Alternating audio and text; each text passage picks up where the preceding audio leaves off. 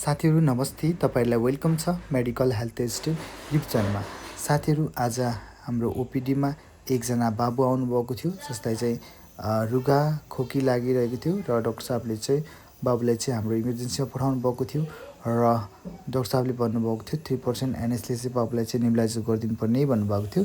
So हामीले चाहिँ 3% एनएसले नै बाबुलाई नेबुलाइजर गर्दैछौँ।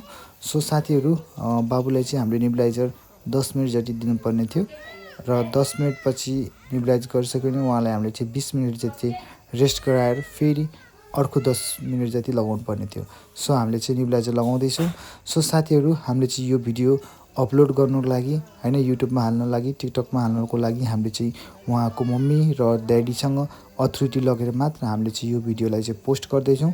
सो साथीहरू तपाईँहरूले चाहिँ हाम्रो यो युट्युब च्यानलबाट तपाईँहरूले कुनै पनि मेडिकल रिलेटेड ज्ञान पाउन सक्नुहुन्छ। यदि हजुरलाई कुनै पनि रोग औषधिको बारेमा जानकारी लिन्छ भने कमेन्ट गर्नुहोला। र साथीहरू तपाईँहरूलाई हाम्रो भिडियो कस्तो लाग्यो लाइक सेयर कमेन्ट अनि सब्सक्राइब गर्न चाहिँ नबिर्सिदिनु होला।